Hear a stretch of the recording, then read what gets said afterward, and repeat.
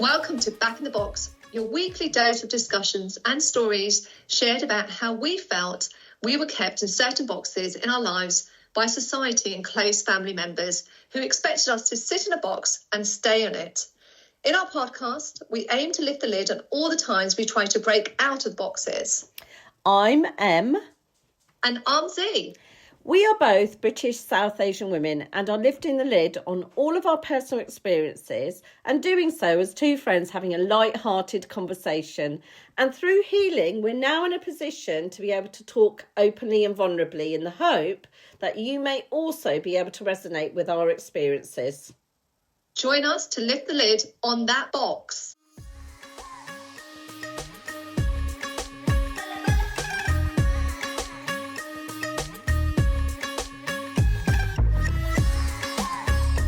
So today we're going to be discussing the next stage we both went through in life, and that was university for both of us, wasn't it, Z? And in fact, the same university and the same course, but a year apart. How mad was that? How crazy is that? And we've stayed friends ever since. Absolutely. Okay, let's give some context on how we got to uni and why we wanted to go. Z, would you like to start? How did you get there? Yeah, 100%. I think I probably need to backtrack quite a bit. Just a few kind of like life experiences that kind of made me think, oh my gosh, I really need to get out of this box. So for me, it kind of started, there were a few little nuggets that kind of came through. So I remember there was a couple of memories. So at school, I was really good friends with a girl, and remember at school I was told, like, you cannot speak to boys, you cannot be friends with a boy or doing any of that. I had a friend who, we kind of looked very similar, you know, we had exactly the same boundaries, but she was a rebel. She would go and sit in a taxi with these men, you know, who would just be looming around our school. Yeah. Okay. You know, thinking back at it, they were like groomers, you know, like scary, but it was quite normalised for these taxi men just to go parading around the school looking for girls. And she would go and sit in one of the taxis. Bearing in mind, her family owned a shop. And they were quite well known within the community. And I was just like, you are mad. There is no way I'm getting in any taxi. I'm not talking to any grey men. And even at the time, it felt wrong. Yeah. But she did. She got caught at 15, pulled out of school, and she got an arranged marriage. Oh, my goodness. Straight away. Was she asked to marry somebody from back home? It was arranged marriage. I think it was one of her cousins, to be fair. At the time, I remember both of us kind of looked at each other when we saw who she was marrying, and we were like, what the hell? So for me, I knew that was something that could easily happen to me in the sense that there could be an arranged marriage. We would actually have people come to the house in terms of like prospective you know, proposals, basically. Suitors for you. Suitors, that's probably the right word, absolutely. I would come out, you know, when you come out with a tray of like tea and goodies. Paraded around.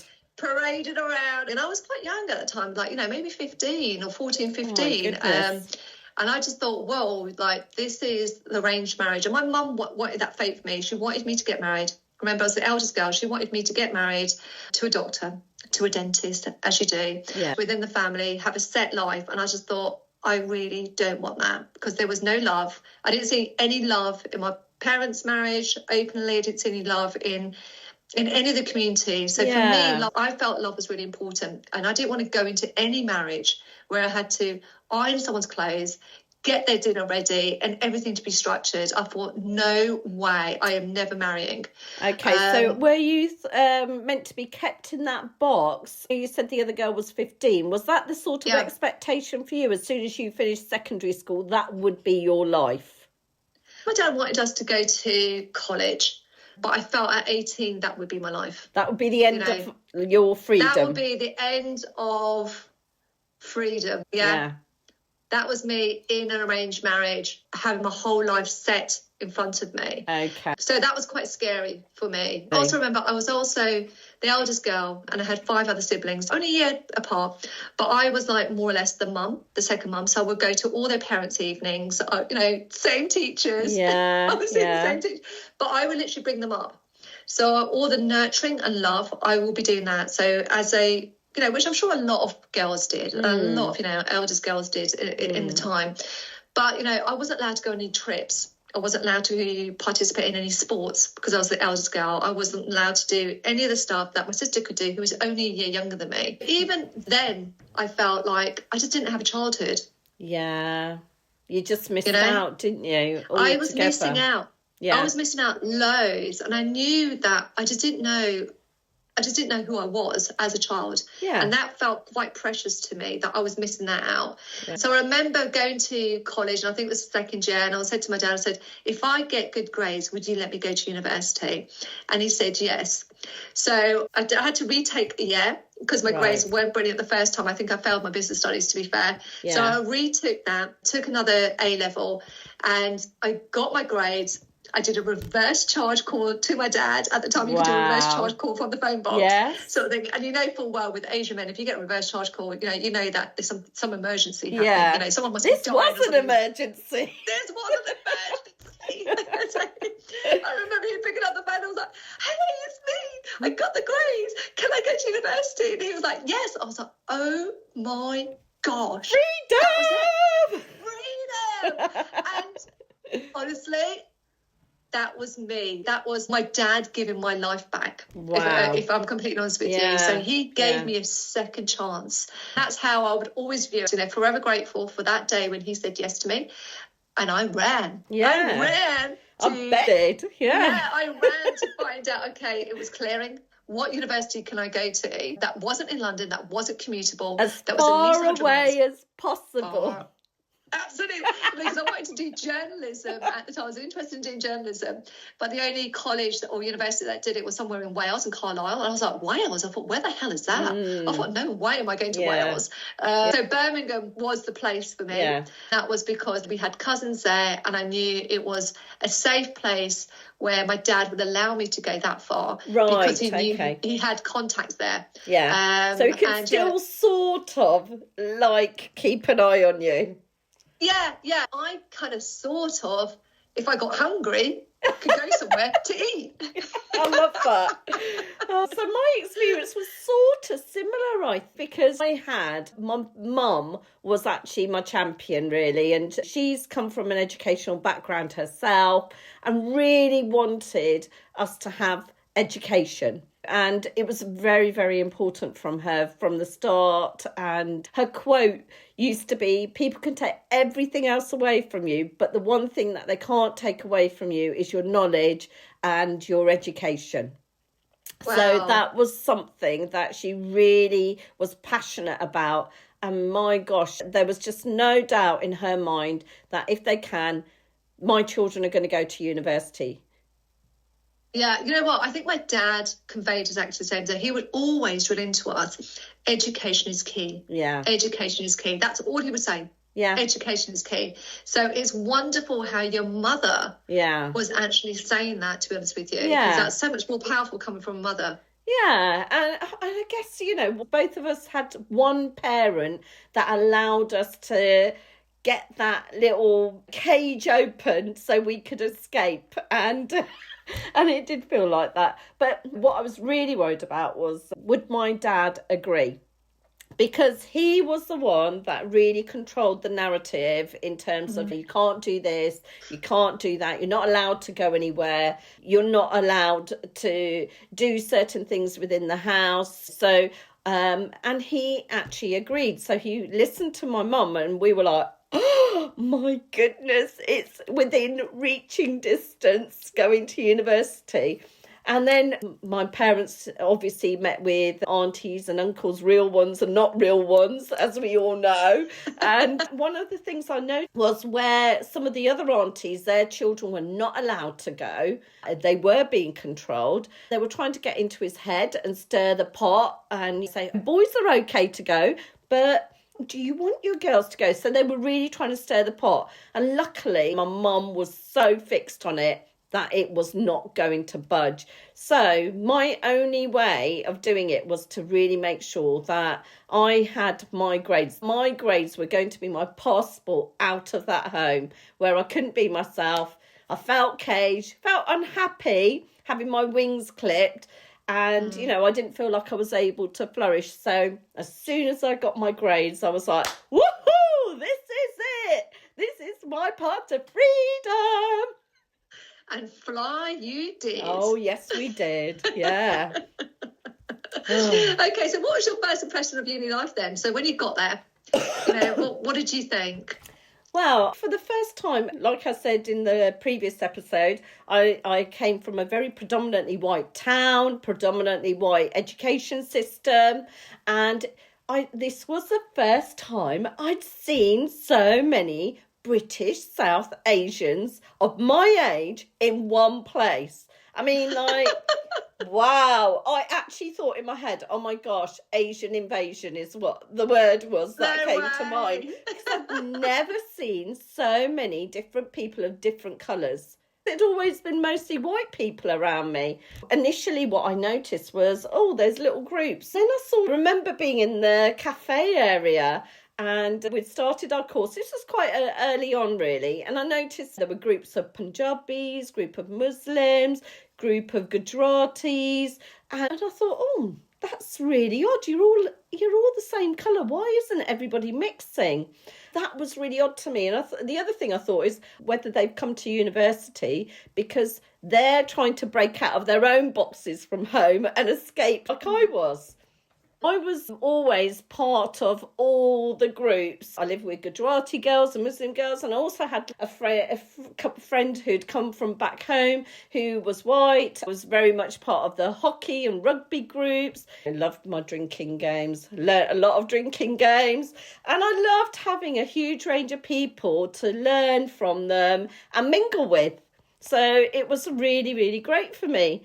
I mean, for me, I think it was the first time I was exposed to ABBA. Like Dancing Queen. Like as soon as I went into my door, all I could hear was like Dancing Queen. I was like, what the hell is that?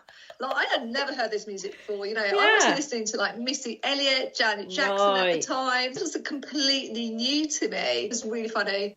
For me, it was the first time I was exposed to so much Punjabi music and current up-to-date Indian music, soul music. I didn't even know any of the names of artists or bands. Because what I was exposed to by my peer group from back home was English music. Or my mum and dad playing old Hindi music from the 50s and 60s, from their era. Okay. Most current music I knew was from watching those Hindi films. Do you remember that used to come on Channel 4 with Amitabh Bachchan in? Oh my gosh, that is a name from the past. Amitabh Bachchan. He was like a movie legend. He was like a god in actors, wasn't he? Yeah. He was my gosh. The only actor I remember. He could come in every single movie. Yeah, exactly. Those were the only songs that I knew about. So this was like great new exposure for me. Yeah, I think for me, I didn't really notice the distinction in groups. You sort of mentioned there'd be like groups of Punjabis, groups of Gujarati. I didn't really notice that, if I'm completely honest with you. I was probably just surprised there were like so many people from different socioeconomic backgrounds. Yeah. So geographically dispersed, which to me was quite exciting. So I didn't know anyone that came from up north or heard that Yorkshire accent or anything. I was like, what? I've never heard of this accent. So for me, it was music to my ears, and it was an explosion to my ears, thinking, oh my God, I've never kind of like heard any of these accents before. Particularly, Mancunian. Again, I kind of gravitated to Asian groups. I know I came from the south, but actually a lot of the Asians came from London and the East End of London, and so they're all into in it. Whereas I'd never heard of this phrase, in it.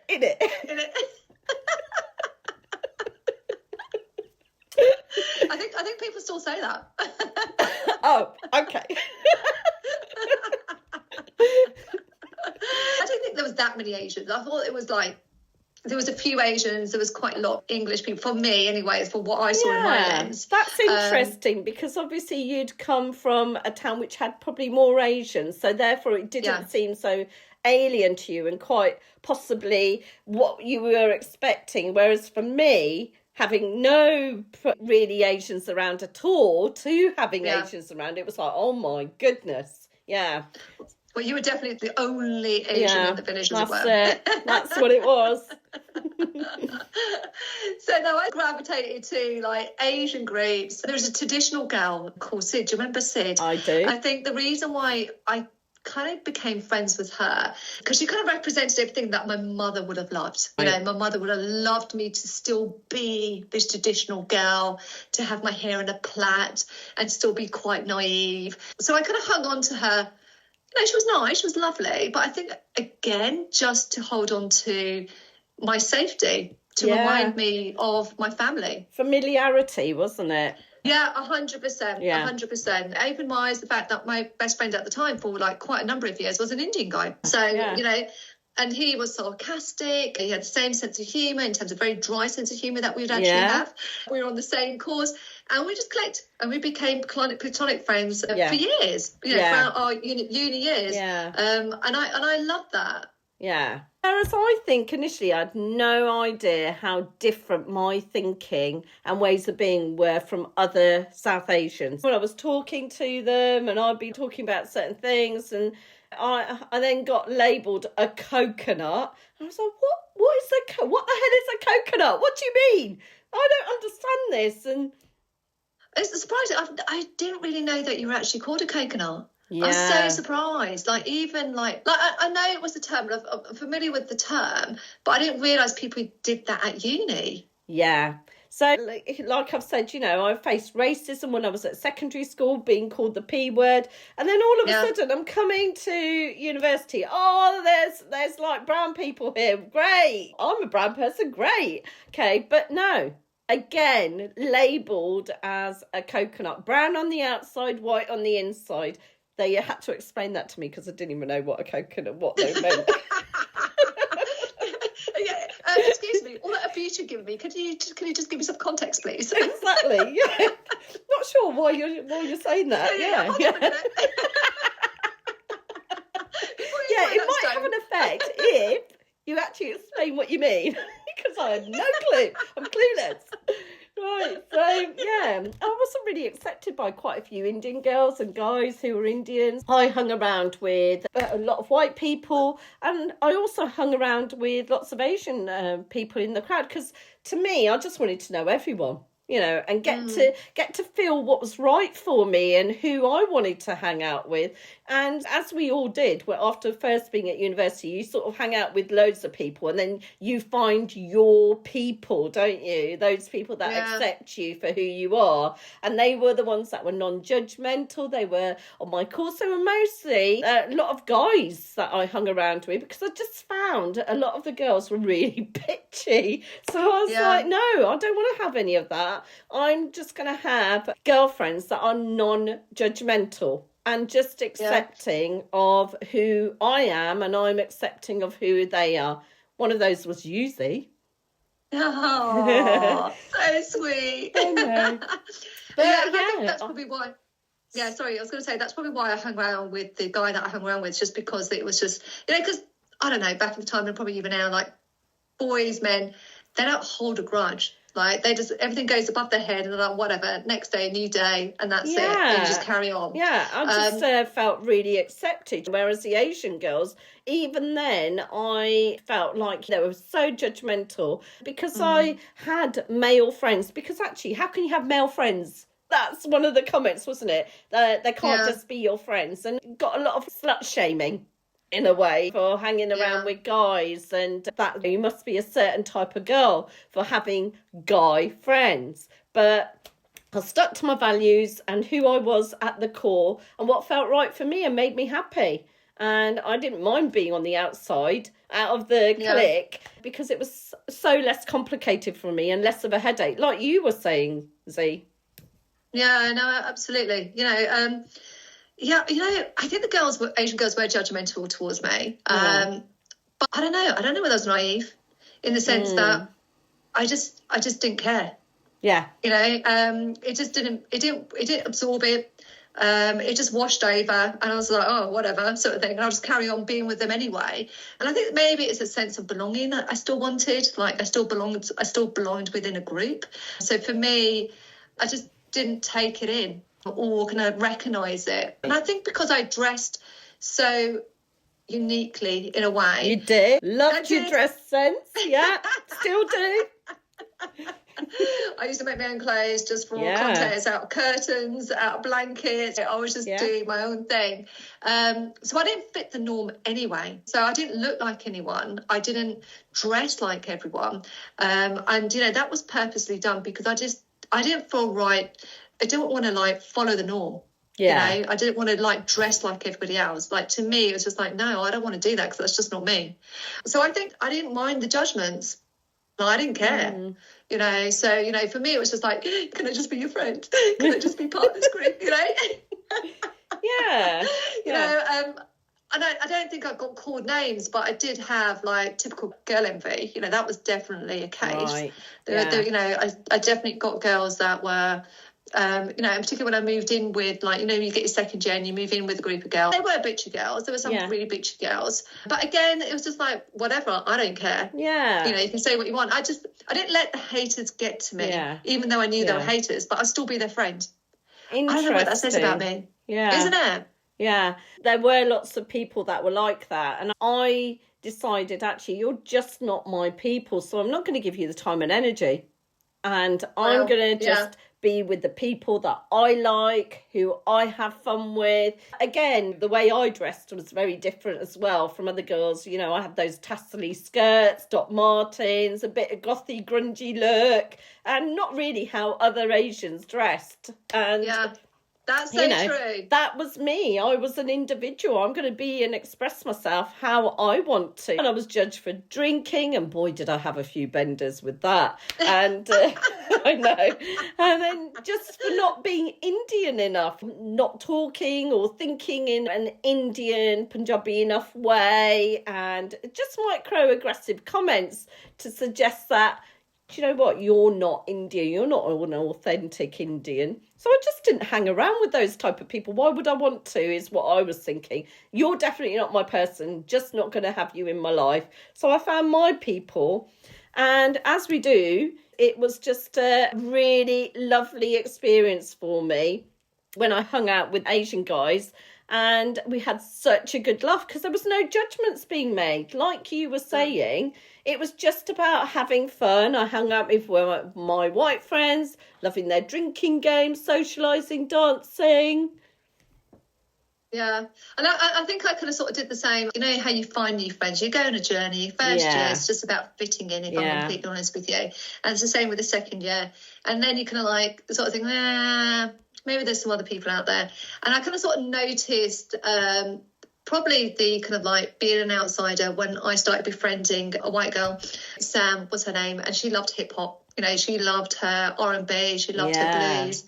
And she was the one that introduced me to a completely new world outside uni walls, to be honest with you. So these local clubs, and we would go to house parties that had no connection with university. Yeah. I know. Very different world. It was a completely different world, but it felt like home. I absolutely loved it. It was a completely different contrast to what I was used to. But for some reason, it energised me. And I was like, oh, my God, I love this. You know, it was the music I was kind of used to listening, but it was just different people that I've never been exposed to, a different culture, a different way of being. And it just suited me to the ground. It sounds like it was very much a home and comfort for you. That I never knew was there, you know? Yeah, interesting. 100%. Yeah. And that's when I noticed when the Asians started saying, oh, like, hello, how can you go out with them and not be with us? It's like, man, like, you guys are like a bit too much. So, you know, they want to like control everything. Again, it comes back to that controlling. You do everything with us. You go with us. You follow our circle. You cannot leave this circle. And I was like, I need to get out. You need to breathe. Oh, my gosh. Putting you back in a box, really, or trying to put you back in a box with their comments and actions around it. Yeah. Yeah. And I think that was the first time meeting with Sam and going out that I kind of sort of realised that there's a bigger world out there. Yeah. You know, there's more than just one culture. There's more than one way of being. And I absolutely love that. I mean, what was it like going back home from your time at uni? For me, it was like being back in the box, really. As soon as I got home, Yeah, wasn't allowed to go anywhere. Had to account for every minute of my day. Stay at home, listen and follow instructions. I am a robot type thing, you know. Doing what I was being told to do. I remember at one point on my placement year, I was having to travel from home to go to work, and I'd finished my placement year and they'd organised a leaving do for me. And saying to my dad, right, I'm going to be driving back because it was a bit later in the evening and I'll be out till late. And I was thinking, I wonder what he's going to say. And he's like, no, you can't go. He point blank said, I said, but Dad, that's my leaving do. They've arranged it for me. And he was like, no, you're not going. And I said, and then I just said to him, because I was just fed up with it. I just said, I'm going to go. You can't stop me. And he said to my mum, Teri kudi ne minnu kaya, I will go. Your daughter said to me, I will go. And I said, yeah, I will. And he was like having a go at me. Was that not a scary moment for you to stand up to your dad like that and say that? Because I know in Asian culture, I don't know about you, like you couldn't really adamantly sort of say, look, I'm going, that's it. You know, Z, like I've already said in our previous episode as well, I was quite out there and just said what I wanted to. So for me, it wasn't anything out of character that I was doing with my dad, because I always was the black sheep of the family and the one that was really vocal and did things like that. But what I was scared about is he going to actually lock me out of the house? Am I going to be able to get in? And after I've been out, is he going to let me in? You know, and he was like, "Tu kaun apne aap ko samajhdi hai? Who do you think you are?" Minnu kendi I will, and telling me that I will. But I went, and Mum must have said something, I don't know.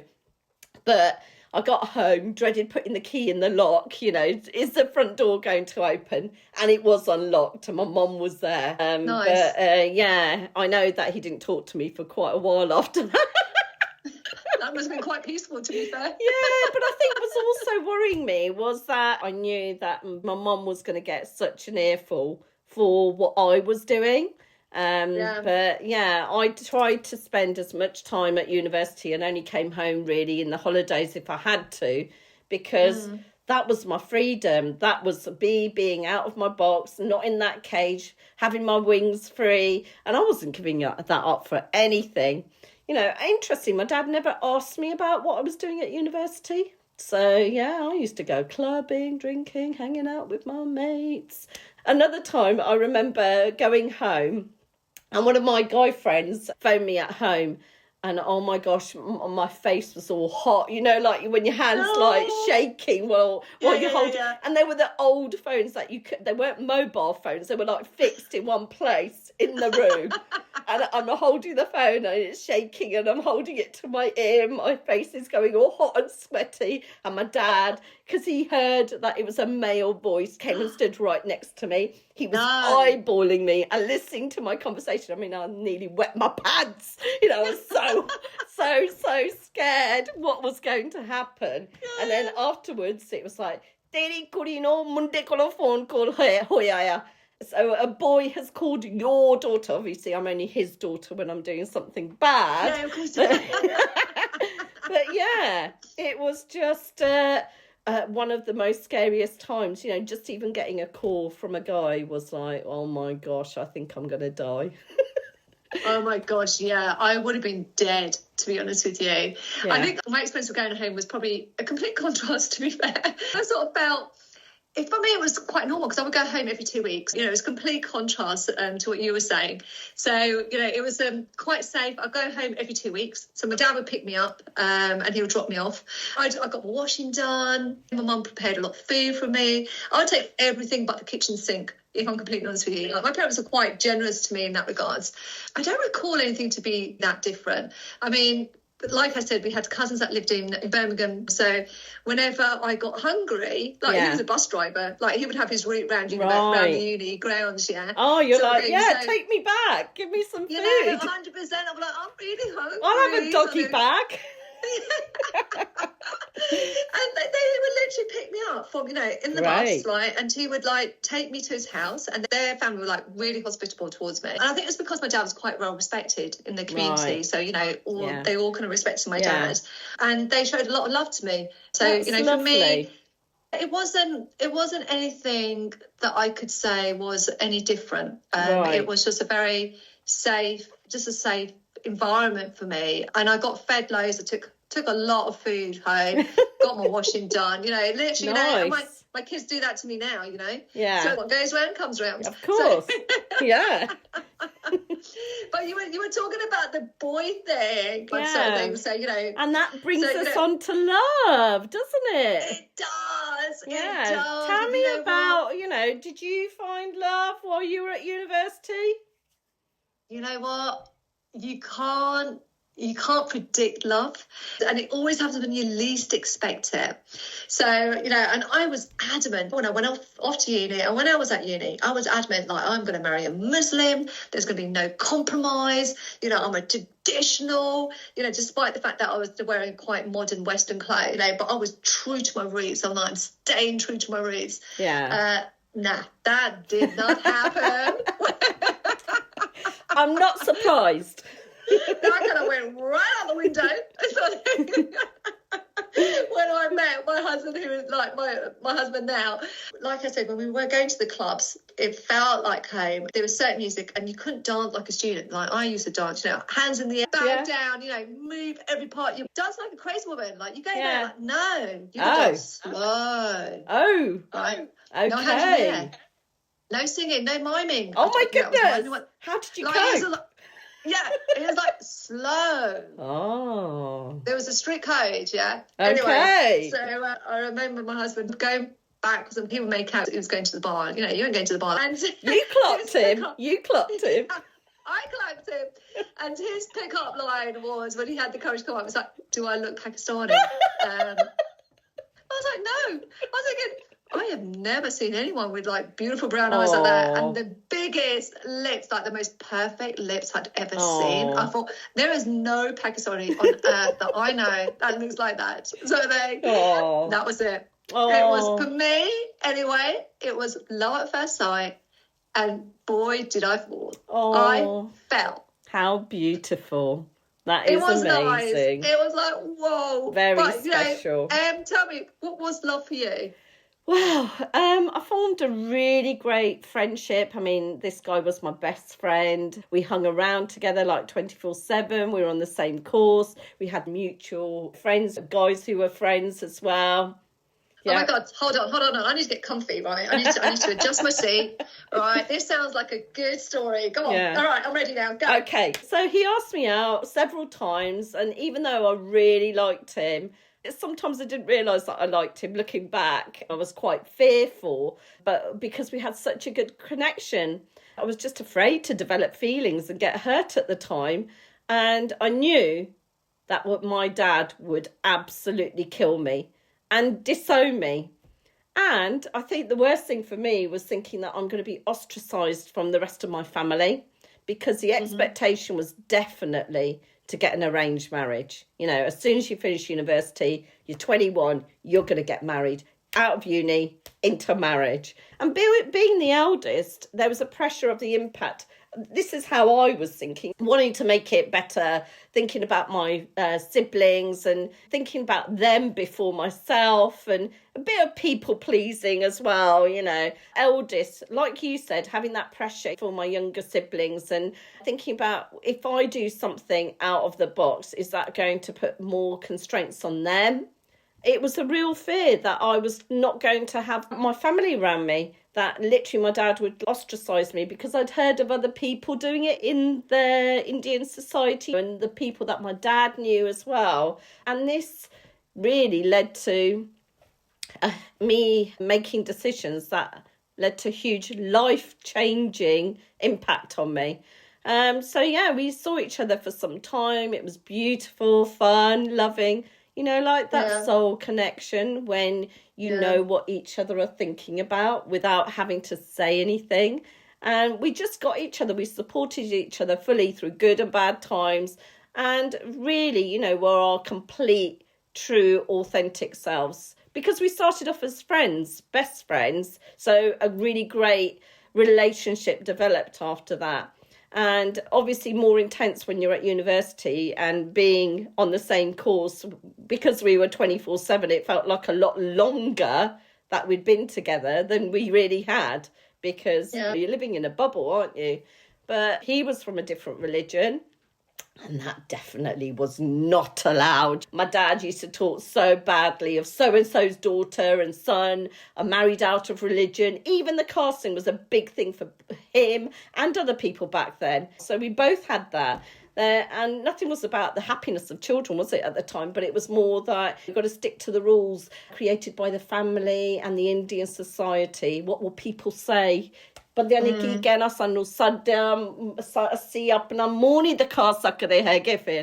You know, what are people going to say? We'll never be able to show our face again, that I would bring shame to the family. That was my fear, and that this was the line that could not be crossed because he was a different religion. It was a huge thing about what people would say, and to actually be in that same box was really important for my parents and possibly other people coming over from India. And there was a huge judgment passed on people who left that box, the slurring of the family name. And again, in a way, though those microaggressions and comments were trying to keep that conformity of the box. There's a great quote by Eleanor Roosevelt who says, "Great minds discuss ideas, average minds discuss events, and small minds discuss people." Oh my God, that is so good. That is so good. I think you probably need to say that again. But let's just say it a bit slower. Okay. Because I think people really need to digest this properly, because it resonates so well, and I think it's articulated in such a good way. Yeah, definitely. So great minds discuss ideas, average minds discuss events, and small minds discuss people. So a lot of things like that were happening in Indian society at the time, you know, that discussing of people. And yeah, although we were extremely compatible and there was nothing wrong with our relationship, we both were so scared of going against the box of love and marriage set up by our families. So sadly, yeah, with broken hearts we parted, and we didn't end up together after university. Oh, that sounds so sad. It makes me really sad. You know, it's just all about perception, isn't it? It's just ridiculous. This whole shame thing. It's just mad. Yeah, and I guess I could have taken that step. You know, I was saying things to my dad when I was at home and definitely stood up for myself. But because of the impact that it might have had on my siblings, my mum, and that fear of being ostracised, I just couldn't do it at the time, and nor could he. But I must say, overall, university turned out to be one of the most liberating times for me to learn who I really was and to be my complete self without any of those boxes that were constraining me. It was one of the happiest times of my life. I found true love, no extra responsibilities at the time. No, not like now. And loads of great times with my friends, all studying, chilling and having fun together and learning who I was without any boxes around me. And, you know, I made lifelong friends who are still my friends today. We may not see each other all the time because we're all busy with our own lives. But when we do, it's like no time has passed and we reconnect. And that's rare and special, isn't it? Yeah, and for me and you, basically, that's how we've been. You know, we've been in each other's lives since uni, to be honest with you, haven't we? Yeah. So, okay, so let's kind of take a bit of stock. Let's round this up, basically. So we're just going to ask each other the same questions that we've been asking after each episode, where we take some reflections. Okay. So this is where we take a deep breath. Yep. Ooh. Okay, so are we ready? Yeah, are we ready? So question is, what advice would you give to your younger self at this age? I would say to my younger self, life is for living, and the judgments of others, let them judge. They're not living our lives or walking in our shoes 24/7. We are the ones who face success, but we also face adversity on our own. And it might be with the support of others, but we have to make the choices and have the strength to stand strong in our convictions and remain authentic to who we are. and that our authenticity is based on our values and our purpose. And we've got to be bold and courageous to make our own choices and find people, those people who are our people, and they align with our values and love us authentically, just like we love them. And they bring us joy, and they're there through the challenging times. And not everybody is going to be our cup of tea. The other thing is fear can debilitate us and, yes, change the course of our whole lives. So don't let it stop you. Take a deep breath and dive in. Another quote by George Adair: everything you ever wanted is on the other side of fear. And what about... I love that. Yeah, I love that. And Z, what about for you? What message would you say to your younger self? Yeah, for me, I think it's quite a pivotal moment, uni years. And I feel in life. So for me, it's quite a grave and serious one, because I don't think I realised the enormity of this period of my life. Culture and upbringing is kind of ingrained in your DNA. It was ingrained in my DNA. But, I knew it just did not define me, and it shouldn't define you. So if you feel you have to question your culture and your tradition, which can be quite hard, and this is the whole reason I wanted to go to university, was not to question my culture. That came as a byproduct. I wanted to find out who I was. But it allowed me then to question, who I was, which meant my culture, which meant my tradition, okay? So I would say explore what you're feeling and be surprised by what you learn. Sometimes, it will be a hard decision to find the strength that you need to constantly challenge what has been asked of you and what has been told to you. Not everything's as black and white. You've got to listen to yourself. This is life, and this is your life. Wow. Yeah, that's a really, really strong message that we need to think about. We only have one life, don't we? We've got to really think about what the decisions we make. Yeah, and when you're young and, in your 20s, you think you're going to live forever. But that's the advice I would give to anyone who's in this period of their life. It's just really listen to yourself. Thank you. Okay, thanks for listening today.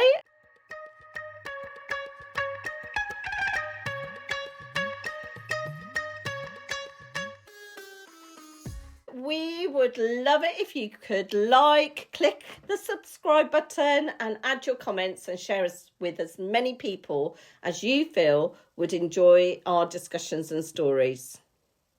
We would so love to hear your stories. So email us anonymously or with your first name. Any stories about being in the box or getting out that box. Our email is in the link below. Can't wait for you to join us next time, where we'll be discussing love and marriage, going to the chapel to get married. What happened? Were there more boxes? Join us to find out. Oh my gosh, I can't wait for the next episode. See you all next time.